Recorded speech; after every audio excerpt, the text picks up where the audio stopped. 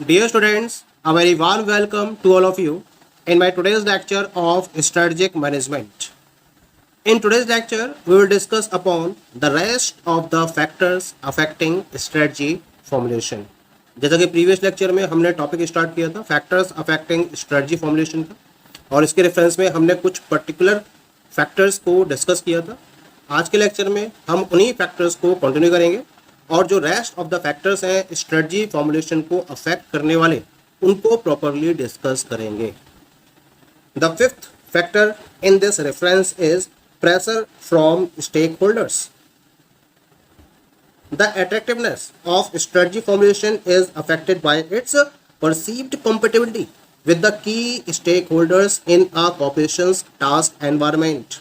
यानी किसी भी ऑर्गेनाइजेशन में किसी भी पर्टिकुलर स्ट्रेटजी की या स्ट्रेटजी फॉर्मुलेशन की जो अट्रैक्टिवनेस है वो उसके की स्टेक होल्डर्स की परसीव्ड कॉम्पेटिबिलिटी के बेसिस पर सबसे ज़्यादा अफेक्टेड होती है।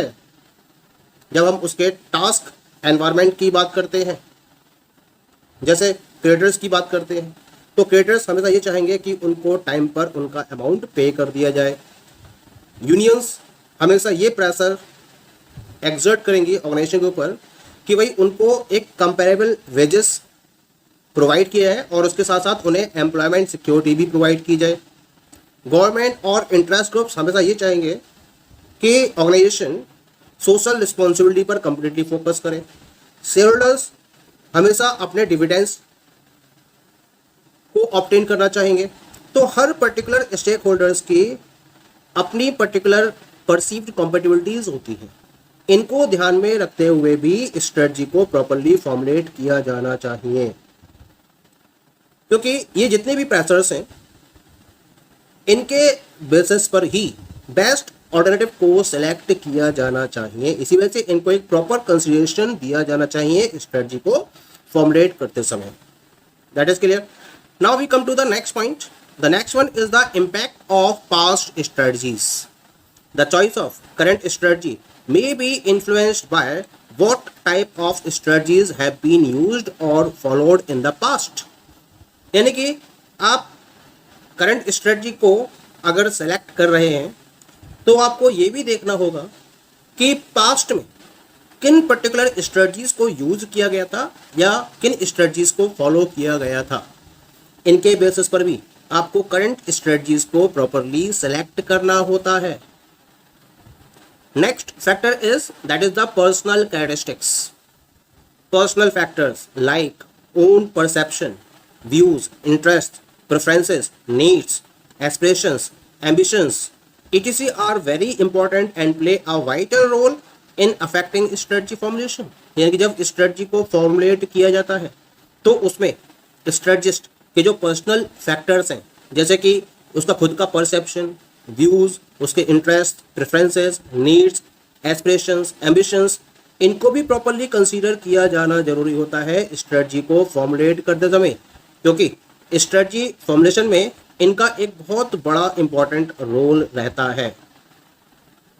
ये भी हो सकता है कि जो मोस्ट अट्रैक्टिव ऑल्टरनेटिव है उसको सिलेक्ट ना करके लेस अट्रैक्टिव ऑल्टरनेटिव को सिलेक्ट कर लिया जाए, क्योंकि हो सकता है कि जो मोस्ट अट्रैक्टिव ऑल्टरनेटिव है ये स्ट्रेटजिस्ट के पर्सनल कैरेक्टरिस्टिक्स, जैसे कि उसके attitudes, mindsets, needs, desires, personality से बिल्कुल भी मैच ना कर रहा हो।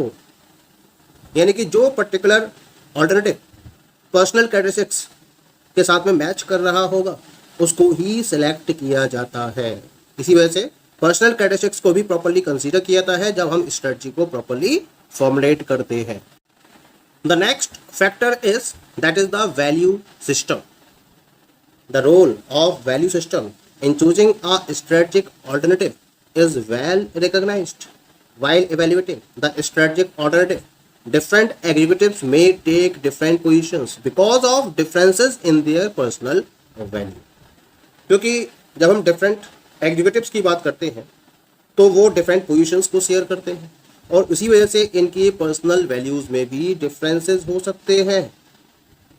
और इसी वजह से जब स्ट्रेटजिक ऑल्टरनेटिव के बेसिस पर हमें एक स्ट्रेटजी को चूज करना होता है, तो यहाँ हमें वैल्यू सिस्टम के रोल को भी प्रॉपरली कंसीडर करना होता है। यानी कि जो टॉप मैनेजमेंट का वैल्यू सिस्टम है उस पर डिपेंड करेगा कि किस टाइप की स्ट्रेटजी को सिलेक्ट किया जाना है या एग्जीक्यूटिव को किस टाइप की स्ट्रेटजी को सिलेक्ट करना है। ये किस पर डिपेंड करेगा? It depends upon the top managements value system. इसी वजह से वैल्यू सिस्टम को भी प्रॉपर्ली कंसीडर किया जाता है जब स्ट्रेटजी को फॉर्मुलेट किया जाता है। That is clear. Now come to the next one. The next factor is managerial attitude towards risk. Risk factor properly consider किया जाना बहुत जरूरी होता है। और रिस्क के रिगार्डिंग मैनेजरियल एटीट्यूड क्या है या मैनेजमेंट का क्या एटीट्यूड है, ये सबसे ज्यादा डिपेंड करता है स्ट्रेटजी को फॉर्मुलेट करते समय। It is one of the very important factor that influences the choice of strategy because individual differs considerably in their attitude towards risk taking. Some are risk prone, others are risk averse. एक important factor है कि management का risk के regarding या risk के toward क्या attitude है, क्योंकि जब हम इंडिविजुअल पर्सन्स को उनकी रिस्क टेकिंग एटीट्यूड के बेसिस पर डिफरेंट करते हैं तो उनका बिहेवियर डिफरेंट होता है। कुछ इंडिविजुअल्स ऐसे होते हैं जो रिस्क को प्रॉपर्ली फॉलो करना चाहते हैं और कुछ रिस्क को अवॉइड करना चाहते हैं या रिस्क से बचकर चलना चाहते हैं। यानी कुछ का नेचर तो होता है रिस्क टेकिंग और कुछ का नेचर होता है रिस्क अवॉइडेंस। उसके अकॉर्डिंग भी स्ट्रेटजी को फॉर्मुलेट किया जाता है। लेकिन एक पर्टिकुलर पॉइंट रहता है इसके रेफरेंस में, अगर मान लीजिए कि मैनेजमेंट का जो एटीट्यूड है वो रिस्क को फेवर कर रहा है, तब स्ट्रेटेजिक चॉइस के रेफरेंस में रेंज और डाइवर्सिटी लगातार एक्सपेंड होती चली जाती है। यानी कि जहां रिस्क टेकिंग नेचर रहता है, एटीट्यूड रहता है मैनेजमेंट का, वहां स्ट्रेटेजिक चॉइस के रेफरेंस में डिफरेंट ऑल्टरनेटिव्स अवेलेबल होते हैं। यानी कि स्ट्रेटजी फॉर्मुलेशन के रेफरेंस में आपके पास डिफरेंट स्ट्रेटजीज अवेलेबल रहती हैं अगर रिस्क टेकिंग नेचर है। लेकिन जहां मैनेजमेंट रिस्क एवर्स है वहां जो चॉइस है उसकी डाइवर्सिटी लिमिटेड हो जाती है और वहां भी क्या करा जाता है, जो रिस्की ऑल्टरनेटिव्स हैं उनको स्ट्रेटजी फॉर्मुलेशन से पहले एलिमिनेट कर दिया जाता है।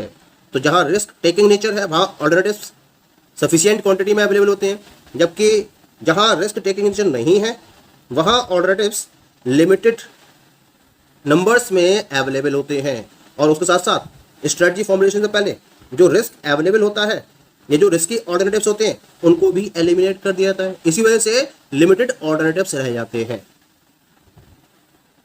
यानी कि जो रिस्क ओरिएंटेड मैनेजर्स हैं वो ऑफेंसिव और अपॉर्चुनिटिस्टिक स्ट्रेटजीज को प्रेफर करते हैं, लेकिन जहां मैं बात करता हूं रिस्क एवर्स मैनेजर्स की, वो प्रेफर करते हैं डिफेंसिव सेफ स्ट्रेटजीज को। तो किस टाइप की स्ट्रेटजी सेलेक्ट की जाएगी या स्ट्रेटजी फॉर्मुलेशन की डायरेक्शन क्या रहेगी, यह डिपेंड करेगा मैनेजमेंट के एटीट्यूड पर towards risk. The next factor is information constraints. जब एक स्ट्रेटजिस्ट स्ट्रेटजिक ऑप्शंस को चूज करता है तो उसके लिए उसे डिफरेंट टाइप की रेलिवेंट इंफॉर्मेशन और डेटा चाहिए होता है, क्योंकि इसी पर्टिकुलर डेटा और इंफॉर्मेशन के बेसिस पर स्ट्रेटजिक ऑप्शंस को चूज किया जाता है। अनसर्टेनिटी और रिस्क की डिग्री स्ट्रेटजिक ऑप्शन को चूज करते समय डिपेंड करेगी अमाउंट ऑफ इंफॉर्मेशन पर जो स्ट्रेटजिस्ट के पास अवेलेबल है। यानी कि जितनी ज्यादा अवेलेबल इंफॉर्मेशन की अमाउंट होगी स्ट्रेटजिस्ट के पास, रिस्क उतना ही कम होगा। इसी वजह से जब स्ट्रेटजिक ऑल्टरनेटिव्स को प्रॉपर्ली फॉलो किया जाता है तो उस समय मैनेजर्स को ये एंश्योर करना होगा कि उसके रिगार्डिंग जितनी भी इंफॉर्मेशन है वो प्रॉपरली अवेलेबल होनी चाहिए, क्योंकि अगर इंफॉर्मेशन मिसिंग होगी तो उसके बेसिस पर आप बेस्ट स्ट्रेटजी को सिलेक्ट नहीं कर पाएंगे, यानी कि स्ट्रेटजी को आप प्रॉपर वे में फॉर्मुलेट नहीं कर पाएंगे। That is clear. Now come to the next factor. The next factor is the competitors reactions. Competitor का रिएक्शन ये एक बहुत इंपॉर्टेंट फैक्टर रहता है स्ट्रेटजिक फॉर्मुलेशन के रेफरेंस में। कॉम्पिटिटर के रिएक्शन, रिस्पॉन्स और उसके कैपेसिटी टू रिएक्ट को कंसीडर करना बहुत जरूरी होता है स्ट्रेटजी फॉर्मुलेशन के टाइम पर, और इसके साथ साथ उसका क्या इम्पैक्ट रहेगा इसको भी कंसीडर किया जाना चाहिए जब आप स्ट्रेटजी को प्रॉपरली फॉर्मुलेट करते हो। एक एग्जांपल के तौर पर हम इसको समझ सकते हैं। मान लीजिए एक कंपनी है जो एक एग्रेसिव स्ट्रेटजी को चूज करती है, तो क्या होगा, ये जो एग्रेसिव स्ट्रेटजी है ये इसके की कॉम्पिटिटर्स को डायरेक्टली अफेक्ट करेगी और इसी वजह से वो रिएक्ट भी करेंगे, और रिएक्ट करेंगे तो उस केस में कंपनी को एक एग्रेसिव काउंटर स्ट्रेटजी को परस्यू करना जरूरी है अपनी सेफ्टी को एंश्योर करने के पॉइंट ऑफ व्यू से। तो इसी वजह से कॉम्पिटिटर का रिएक्शन क्या रहेगा, उनका रिस्पॉन्स क्या रहेगा और किस कैपेसिटी से वो रिएक्ट करेंगे, उसका क्या इंपैक्ट रहेगा, इन सारे पॉइंट्स को कंसीडर करते हुए ही हमें स्ट्रेटजी को फॉर्मुलेट करना चाहिए। Point is clear. Now come to the next one. The next one is the government policies. Government policies को भी प्रॉपर्ली कंसीडर किया जाता है स्ट्रेटजी फॉर्मुलेशन के टाइम पर। गवर्नमेंट पॉलिसीज जैसे कि regulations, directives, guidelines and regulation of business environment decided by the government. Business के रिलेशन में गवर्नमेंट के द्वारा डिफरेंट टाइप के रेगुलेशंस, डायरेक्टिव्स, गाइडलाइंस और रेगुलेशंस प्रोवाइड की जाती हैं जिसके अंडर में ही बिजनेस को ऑपरेट किया जाता है। इसी वजह से इनको कंसीडर करना बहुत जरूरी होता है।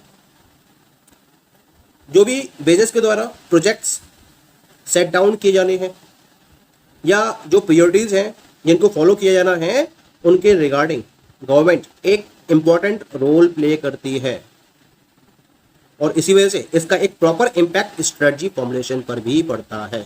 इसी वजह से इनको कंसीडर करना बहुत ज़्यादा जरूरी है। That is clear. So these all are the different factors which affect strategy formulation. Thank you.